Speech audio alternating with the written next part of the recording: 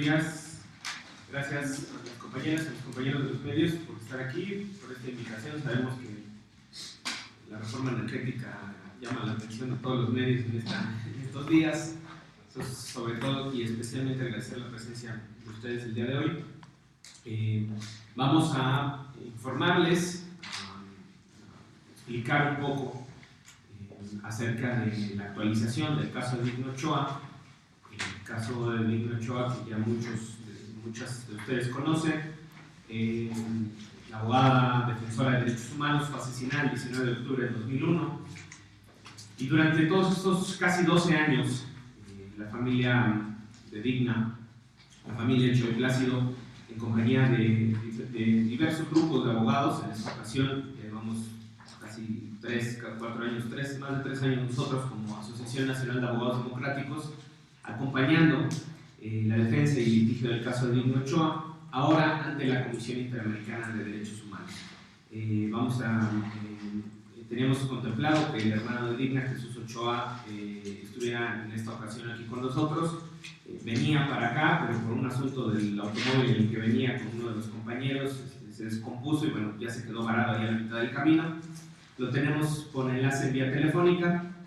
Entonces yo voy a hacer esta breve presentación solamente de lo que es el proceso de admisibilidad de la Comisión Interamericana. Le voy a ceder la palabra a Jesús Ochoa para que nos dé la valoración, el sentimiento que tienen como familia, y después a mis compañeras abogadas para que expliquen también la relevancia de este asunto a nivel internacional. Desde el año de 1999, la Comisión Interamericana de Derechos Humanos tuvo conocimiento de hechos presuntamente violatorios de derechos humanos cometidos en contra de defensoras y defensores de derechos humanos que en ese momento trabajaban en el Centro de Derechos Humanos de Pro Juárez. Se presentaron diversas denuncias, tanto en la Procuraduría del Distrito Federal como en la PGR en su momento, para que se hicieran las investigaciones sobre las amenazas y estos actos de intimidación que eran cometidos en contra de integrantes de ese Centro de Derechos Humanos, entre ellos Digno Ochoa. La Comisión Interamericana tuvo conocimiento de esos hechos, dictó medidas cautelares en ese momento, y las medidas cautelares, que son este mecanismo de protección que establece la Comisión Interamericana, duraron hasta el mes de agosto del 2001, es decir, 2 meses y medio antes del asesinato de Digno Ochoa contaba con medidas cautelares de la Comisión Interamericana, que es este mecanismo de protección, ¿no? A partir de ese momento, después del asesinato de Digna, el 19 de octubre del 2001, varias organizaciones de derechos humanos, al igual que la familia Ochoa y Plácido, presentaron información adicional a la Comisión Interamericana de Derechos Humanos y se fue conformando, digamos, un expediente en la Comisión Interamericana sobre las violaciones cometidas, sobre las amenazas, las agresiones que había sufrido Digno Ochoa, varias de ellas incluso que estuvieron colocándola en un riesgo de muerte. Y a raíz de su asesinato, bueno, la Comisión Interamericana toma el caso como un asunto de relevancia, participa incluso en alguna medida revisando algunas de las actuaciones de la Procuraduría, y bueno, durante todos estos años, desde 2001 hasta la fecha, hemos continuamente estado mandando información a la Comisión Interamericana sobre el proceso que sigue en México, este caso, y en octubre del 2011, con la última resolución que da la Procuraduría de nueva cuenta al negar al determinar que no puede haber una acción penal porque se trató de un suicidio, es decir, vuelve a concluir por tercera ocasión que se trata de un suicidio. Esta representación legal, es decir, nosotros como Asociación Nacional de Abogados Democráticos presentamos una serie de recursos, un amparo, y al concluir el proceso en México notificamos el año pasado a la Comisión Interamericana. Desde marzo del 2012 le informamos a la Comisión Interamericana que se habían agotado todos los recursos internos. Ahora mi compañera Carla Michel les explicará en qué consistieron y el alcance de estos recursos, que se habían agotado todos los recursos y por lo tanto que tenían que conocer de fondo las violaciones que se habían cometido en la investigación.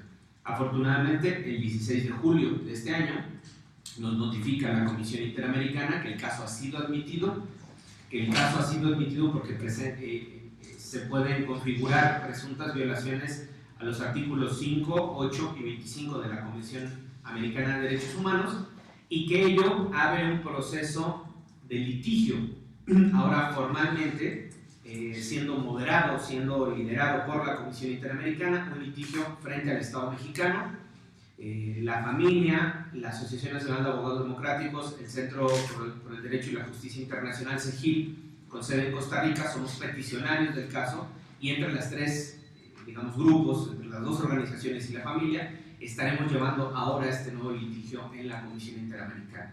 La admisibilidad, 12 años después del asesinato, solo representa el inicio, la oportunidad y la primera oportunidad de acceder realmente a la justicia tras 12 años de haberse negado en México y 12 años de que lo único que hemos logrado es pelear, litigar contra el Ministerio Público. 12 años, nunca hemos llegado a una instancia judicial, ninguna instancia judicial ha conocido el fondo del caso. Lo único que se ha establecido en esos 12 años es un litigio para demostrar del lado de la familia que Digna Ochoa fue asesinada y para demostrar por parte de la Procuraduría que Digna Ochoa se suicidó. Esta es, digamos, la introducción, la admisibilidad. Yo le voy a pedir, Jesús, ¿me escuchas? Le voy a pedir a Jesús que nos dé su razonamiento, su sentir como familia sobre el proceso de admisibilidad del caso. Ahí está Jesús. Buenos días, antes que nada quiero pedir disculpas a todos los presentes por no haber podido llegar precisamente a la ciudad de México. Ya tuvimos un pequeño impactante en el automóvil en el camino, y ya nos tuvimos que regresar en la madrugada. Entonces, lamento toda esta situación.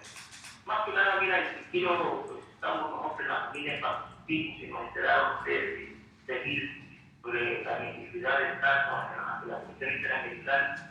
Pues realmente nosotros hicimos un balance, pues tenemos la oportunidad, concluimos que tenemos la oportunidad a ese nivel de demostrar que Digna, que tantas ocasiones nosotros hemos sostenido de manera técnica, científica, ante la muerte de Digna Ochoa se debió omitir.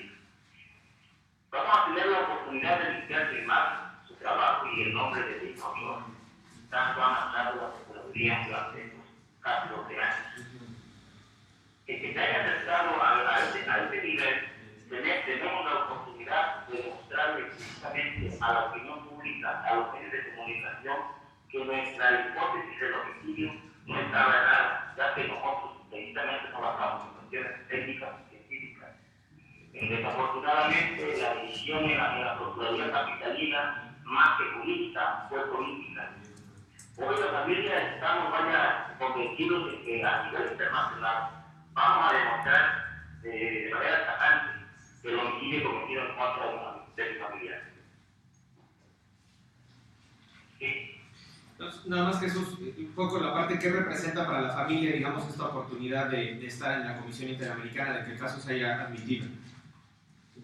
Pues como te decía David, precisamente nosotros tenemos la oportunidad de demostrar que se quiere más que nada la imagen de Digna Ochoa, de su trabajo y el nombre sobre todo. Para nosotros es muy importante que después de batallar durante estos casi 12 años la familia, junto con ustedes, que estuvo bien apoyando desde el 2002, claro. Entonces, actualmente te digo, la familia ya tuvimos una reunión aquí, la mayoría de los familiares todavía tenemos que estar por aquí. Para nosotros realmente es una satisfacción y creemos que vamos a tener acceso precisamente a la justicia. No a la justicia porque México precisamente se presta a eso, no, para la justicia internacional, para que la recomienda a México, en este caso lo que tenga que recomendarle allá. Entonces nosotros en este momento, estamos agradecidos con todos, vamos a seguir adelante hasta las últimas consecuencias, como siempre lo hemos dicho. Y pues feliz, agradezco y pues. Bueno, a ver Jesús, no te cuelgo nada más para que sigas escuchando la conferencia y por si hay preguntas al ratito, yo le doy la palabra a mi compañera abogada Carla Luchesana. Muchas gracias. Señalar 3 puntos fundamentales. El primero es que en marzo de este año acudimos a la Comisión Interamericana en Washington, donde se realizó una audiencia precisamente para discutir la admisibilidad del caso. Porque como ya lo ha mencionado David, tiene más de casi 12 años que estaba bajo conocimiento este asunto de la Comisión Interamericana, pero este organismo no había tomado una determinación. ¿Qué es lo que señaló el Estado mexicano precisamente en esa audiencia? El Estado mexicano señaló que desde la familia, desde los peticionarios, estábamos queriendo utilizar a este organismo internacional como un tribunal de apelación, es decir, como una cuarta instancia donde pudiéramos justo demostrar que a Digna Ochoa la asesinaron, porque decía la Procuraduría, porque los peticionarios no están de acuerdo con la investigación que realizamos en la Procuraduría y como no les es favorable el resultado, pues por eso acuden ante este organismo internacional. Bajo este argumento, el Estado mexicano pretendía precisamente que la Comisión Interamericana no admitiera el caso. Los peticionarios no estamos, por esta razón, como lo ha comentado el Estado mexicano, los peticionarios estamos ante un organismo internacional precisamente porque la Procuraduría del Distrito Federal, el Estado mexicano, no ha realizado una investigación adecuada y efectiva. Porque el Estado mexicano, a través de la Procuraduría, ha fabricado peritajes para adecuarlos a su hipótesis del suicidio. Porque ha utilizado y ha desdeñado la imagen de Digna Ochoa como persona, como defensora, precisamente para establecer su argumentación de, bueno, pues como era una persona que tenía problemas mentales, no es extraño que ella haya preparado todo un escenario para poder suicidarse y además señalar que fue un homicidio. Es decir, esa es la forma perversa en cómo la Procuraduría del Distrito Federal ha manipulado los peritajes y ha utilizado la imagen de Digna Ochoa. Y como dice precisamente Jesús, estamos ante la Comisión Interamericana justo para acreditar que esa fabricación de pruebas, por un lado, y por otro lado para reivindicar la imagen de Digna Ochoa. Porque tenemos que recordar que hace 12 años había una situación de vulnerabilidad contra las personas defensoras de derechos humanos. El caso de Digna Ochoa por eso fue relevante. Porque Digna Ochoa no estamos hablando que sea una víctima más ante el sistema interamericano. Digna Ochoa, como lo señalamos en la audiencia en Washington, ella estuvo ahí, defendió a otras víctimas, incluso ahora son sentencias de la Corte Interamericana de Derechos Humanos, como en el caso de los ecologistas presos y torturados. Entonces, la Comisión Interamericana, el sistema interamericano tiene una deuda con Digna, precisamente de reivindicar su trabajo, su labor, y sobre todo este caso nos va a permitir evidenciar la situación de vulnerabilidad que todavía tenemos las personas a quienes nos dedicamos a la defensa de los derechos humanos. Miriam, por favor.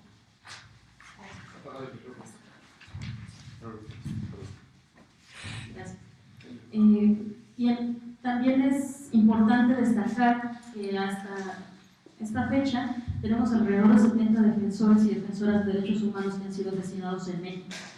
Desde hace 12 años, sobre todo con el caso de Digna, se visibiliza la situación de criminalización y persecución de la defensa de los derechos humanos. Por lo tanto, este caso para nosotros es importante porque sienta un precedente para la lucha contra la impunidad y en contra de las violaciones de derechos humanos a los mismos defensores, las ejecuciones extrajudiciales, también a defensores, defensoras de derechos humanos y periodistas. Para nosotros es importante destacar también que en cuanto al proceso que se llevó a cabo en México, el Estado mexicano, el argumento principal era que esta defensa no había agotado los recursos internos. Sin embargo, los recursos fueron agotados completamente, todos los recursos ordinarios, y el argumento principal del Estado mexicano es que, pues no. Entonces, es importante destacar esa parte, que los recursos ordinarios sí fueron agotados y por lo tanto eso hace también que se atienda el caso, pero sobre todo en la valoración que hace de las pruebas el Estado mexicano en contra de dos distintas vías de investigación en cuanto a peritajes en criminalística, en balística, la exhumación del cuerpo de Digna, etc. Uno realizado por la misma Procuraduría, quien en un principio declaró inclusive que era una ejecución extrajudicial, otra que fue una investigación misma que fue negada y posteriormente mediante un amparo logró acreditarse el ofrecimiento de pruebas por parte de la familia, que también arrojó que fue un homicidio. Estas dos vías de investigación en contra de un solo peritaje psicológico, llamado necropsia psicológica, Mediante la cual la misma Procuraduría argumenta que Digna parecía de sus facultades mentales y por lo tanto tenía inclusive tendencias suicidas por dedicarse a una labor que era de alto riesgo. Así lo admite la Procuraduría. Entonces, para nosotros es bastante preocupante que esta situación siga impune en el país. Es bastante preocupante que tengamos que recurrir a instancias internacionales para conseguir justicia y luchar contra la impunidad, pero también representa un precedente para la protección de los defensores y defensoras de derechos humanos en México. Incluso para hacer el cierre con esta parte que dice Miriam, justo el descalificar a la víctima no es solamente en el caso de Digna Ochoa, es decir, ha pasado en otros casos, incluso de defensores, defensoras y de casos de periodistas, o descalificar a la víctima o bien desvincular su asesinato, su agresión de su labor profesional. Y esta parte nos parece muy importante porque el caso de Digna no solo nos va a permitir, como decían mis compañeras, reivindicar la imagen de Digna, reivindicar su trabajo, sino en el contexto mexicano reivindicar el trabajo de las y los defensores de los derechos humanos. Es una oportunidad, repito, para el caso en sí mismo, para la familia, para la justicia, pero es una oportunidad para demostrar a la Comisión Interamericana que los casos de defensoras y defensores que son desacreditados por su trabajo, que son atacados por su trabajo desde el Estado, sigue siendo una constante, no solo hace 12 años, no solo en la Procuraduría del Distrito Federal, sino ante otras instancias encargadas de la Procuración de Justicia. Y terminaría igual, cerrando, concluyendo, para decir que vamos a continuar con este litigio junto con el centro, junto con CEGIL, la familia Ochoa. Vamos a estar presentando, tenemos hasta el 5 de diciembre del presente año, del 5 de diciembre de este año, para poder mandar nuestros argumentos y nuestros razonamientos del informe de fondo, es decir, sobre las violaciones que se cometieron en el proceso. Vamos a mandar este informe en tiempo, dentro del tiempo. Vamos a mandar también, y este es un proceso muy complicado, vamos a mandar el expediente de Digna digitalizado, que implica, son cerca de 46,000 hojas, 46,000 hojas que lo que tenemos que digitalizar y mandar a la Comisión Interamericana. Y bueno, todo esto implica un trabajo, es un proceso, vamos a seguir impulsándolo y estamos convencidos y convencidas de que la Comisión Interamericana sabrá valorar nuestros razonamientos, nuestros argumentos y en su momento podrá determinar la responsabilidad del Estado mexicano sobre las irregularidades, sobre las violaciones cometidas en esta investigación que derivaron en que la Procuraduría siga insistiendo en que Digna se suicidó y que aparentó con su suicidio un homicidio. Es algo así como un homicidio simulado, dice la Procuraduría. Este es el término que utiliza. Y bueno, yo con eso terminaría. Si hay alguna pregunta por parte de ustedes, estamos a sus órdenes. ¿Perdón? Sí, yo quisiera... Acá está, sigue Jesús. ¿Sigues ahí, no, Jesús? Por si te quieren preguntar. Sí, yo quisiera preguntarles qué significa o qué importancia tiene el hecho de que ya... qué importancia tiene por sí mismo el hecho de que ya hayan admitido el caso en la comisión. ¿Qué lectura le dan a ustedes? ¿No? ¿Qué significado tiene este hecho? Y pues también preguntarles qué sigue, ¿no? Sabemos que los tiempos de este tipo de organismos son muy largos, ¿no? Entonces, puedo preguntarles, después del 5 de diciembre, ¿qué seguiría? Me imagino una contraargumentación, ¿qué pasaría? Digamos, la Comisión Interamericana ya emitió este informe de admisibilidad, que no sé si lo mencionamos, pero fue emitido el 16 de julio de este año, se nos notificó la semana pasada. A partir de nuestra notificación tenemos 45 días precisamente para emitir una serie de argumentos y consideraciones sobre lo que establece la Comisión Interamericana en ese informe de admisibilidad. ¿Qué es lo que considera la Comisión Interamericana? Que presuntamente el Estado mexicano ha violado. Digamos, ¿qué derechos ha violado el Estado mexicano? El debido proceso legal, la falta de recursos adecuados y efectivos, así como violaciones a la integridad personal, específicamente por lo que hace a la familia, precisamente lo que señalábamos, ¿no? La utilización de la imagen de Digna y lo que ha repercutido no solamente para la sociedad, sino específicamente para la familia. Esas son las violaciones que está considerando y que analizará la Comisión Interamericana. Tendremos todos estos días para poder emitir nuestras consideraciones sobre cada una de estas violaciones, aportar varios elementos probatorios, entre ellos el propio expediente para que lo tenga en su totalidad la Comisión Interamericana.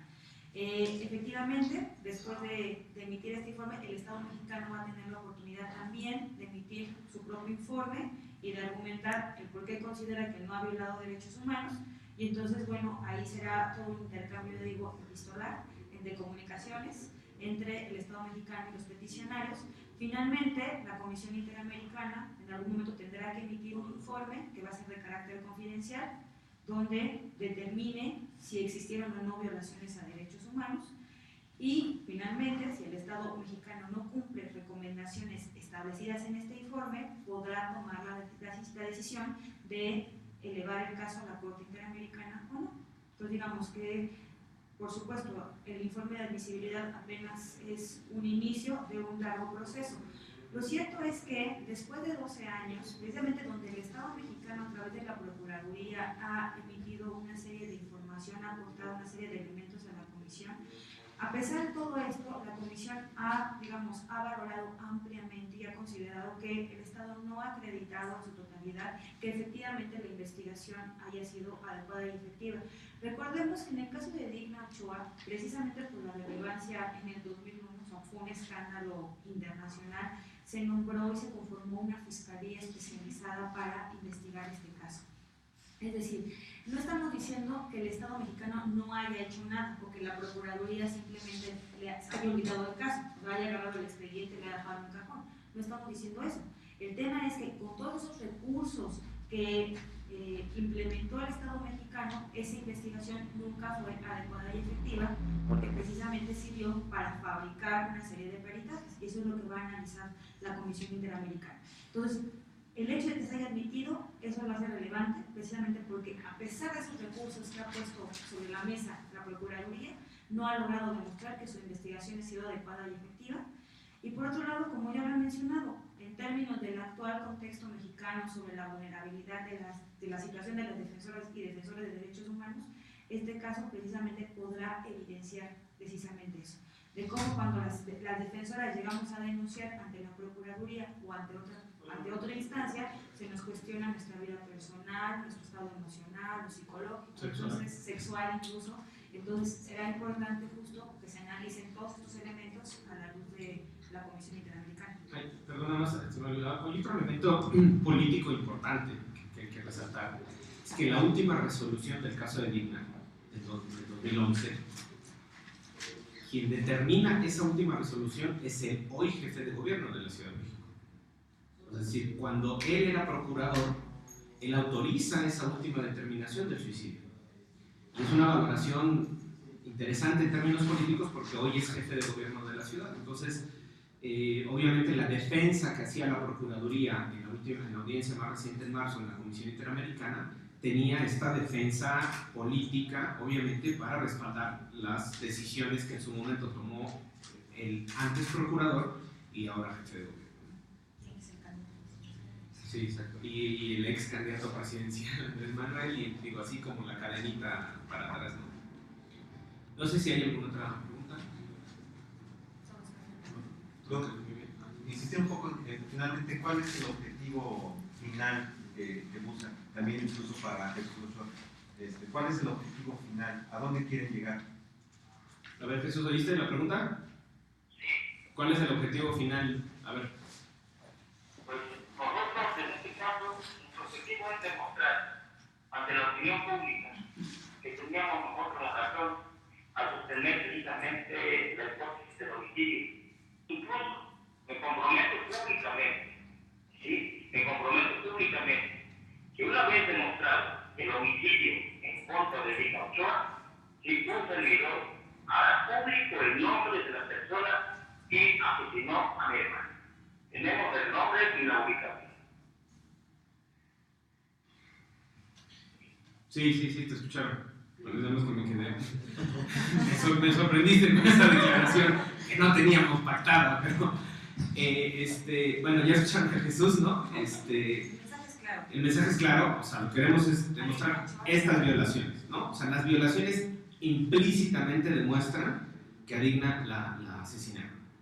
Y que la Procuraduría hizo todo, ha hecho todo y seguirá haciendo todo para ocultar ese asesinato, para no reconocerlo. Entonces, el objetivo es claro en la comisión.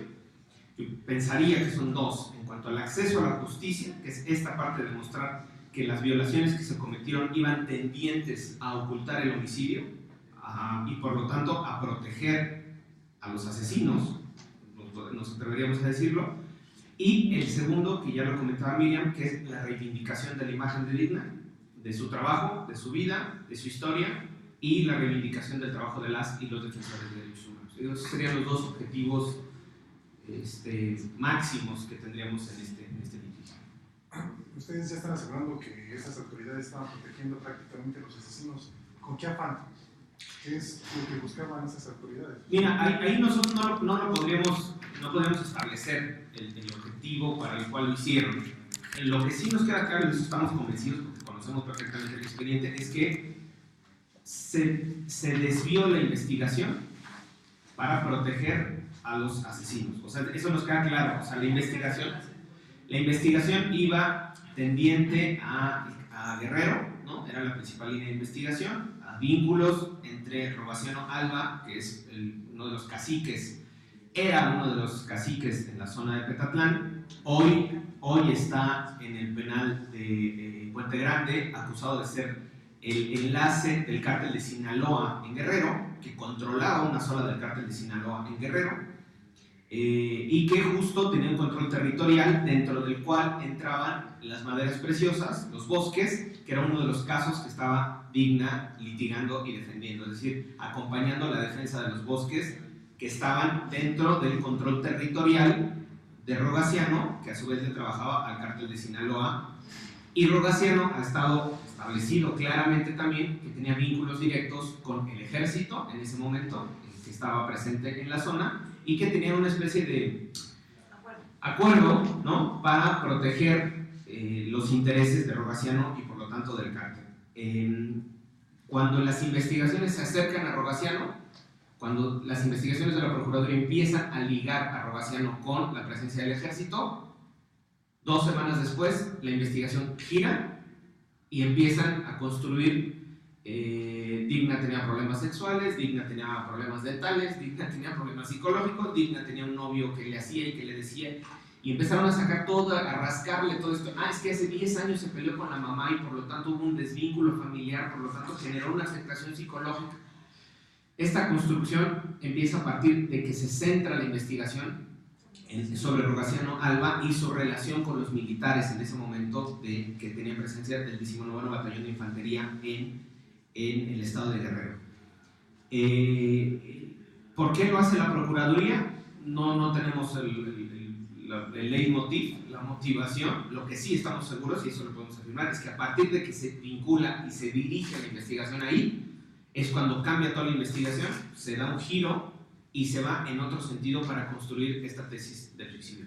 Lo que decía Jesús, y que nos sorprende la declaración, pero la compartimos y la respaldamos, es a partir de que se logra demostrar de la información que nosotros hemos obtenido durante todos estos años, podemos presentar claramente quiénes fueron los que participaron en el asesinato de Digna, bajo qué órdenes, en qué sistema, cómo funcionaban en ese momento, porque es información que hemos recabado durante todos estos años y que obviamente por seguridad y por razones del caso mismo no se han dado a conocer. Ustedes saben que uno de los pilares fundamentales de esta investigación fue en ese entonces el subprocurador de violaciones previas, Renato Sales Heredia. Hoy está en la PGR también el subprocurador y a su cargo está el caso de ABC, de la guardería ABC. ¿Ustedes qué esperarían de eso, sabiendo, pues digamos, ese antecedente de este funcionario? A ver, de Renato, Jesús, tú te conoces bien el proceso. No escuché casi.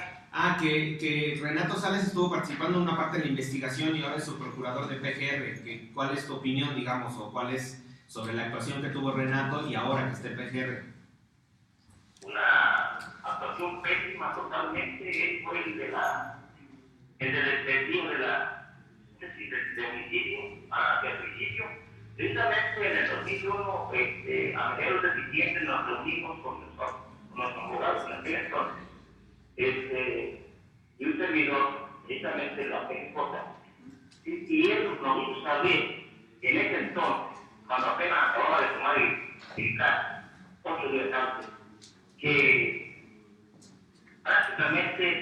Digna tenía en cierta similitud el caso de Digna con el Ramos de la Ruta 100, el caso Polo Uscanga. ¿Sí? De momento a mí me sorprendió esta situación porque no tenía bien el hecho cómo estaba haciendo la situación, pero pues empezamos salimos y platicamos con la abogada, con los abogados, y nos pusieron que prácticamente él va a perseguir.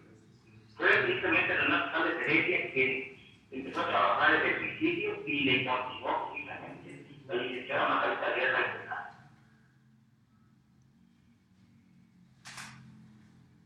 Es que parece que se queda con Lena a la mitad, pero así es Jesús. Le completo. Dice Jesús esta parte de Renato, justo cuando entra Renato y lo nombran es cuando empieza a dar este giro, digamos, de la Procuraduría, ¿no? O sea, ese es en esencia, ¿no? Cuando estaba de octubre hasta diciembre, la primera semana de diciembre, todos los peritajes que se hicieron en ese momento, en ese lapso, de la Procuraduría, criminalística, balística, medicina forense, decían es un homicidio. O sea, no hay pierde, ¿no? Todos los peritajes que se hicieron en ese lapso decían es un homicidio. A partir de que toma posesión, hay este giro y este cambio que decíamos nosotros, a esta fabricación, digamos, de los peritajes. Incluso el último peritaje que se le entrega a la familia de criminalística, se le entrega físicamente, es el 4 de enero del 2002, y dice, el peritaje de la Procuraduría es, y todos los elementos coinciden con un homicidio de una tercera. Cuando menos participaron 2 personas, una persona que la sujeta, una persona que la amedrenta, una persona que le dispara mientras la otra la tiene sujetada. Es decir, establece toda la mecánica de hechos de criminalística para establecer que fueron 2 personas quienes privaron de la vida, cuando menos 2 personas a Digna. Aún teniendo ese peritaje, ahí ya se estaba construyendo toda esta hipótesis del suicidio. Lo que nosotros no entendemos, o no, más bien no logramos conocer cuáles son los razonamientos de la Procuraduría, es como teniendo los peritajes donde dicen que Digna fue asesinada, medicina, criminalística, balística, giran la investigación hacia el suicidio. El único razonamiento que nosotros encontramos, es el que compartimos, es para proteger o para cuidar a personas ligadas o vinculadas al asesinato. O simplemente ante su incapacidad para identificar o detener a los responsables, pues simplemente les será mucho más sencillo simplemente cambiar los peritajes. Esto que comenta precisamente David es importante. Los primeros peritajes o los peritajes que establecen la hipótesis del homicidio son los peritajes que se hacen en el momento, es decir, en el lugar de los hechos, y esos peritajes tienen un valor importante. Los demás son a partir de las actuaciones, y por eso insistimos, son peritajes fabricados, peritajes que se hacen en la oficina de alguien precisamente para sustentar su hipótesis del suicidio. ¿Solicitarán algunas medidas cautelares para familiares, No, en el momento no hemos pensado. Yo espero no necesitarlas, en verdad esperamos no necesitar medidas cautelares ni para la familia ni para las organizaciones.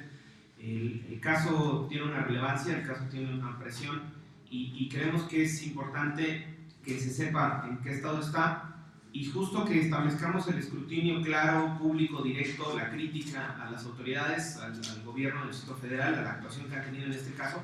Pues parece que vamos a seguir siendo constantes en esto. No esperamos necesitar medidas, yo creo que no vamos a necesitar, no se van a pedir medidas ni para la familia ni para ninguno de nosotros.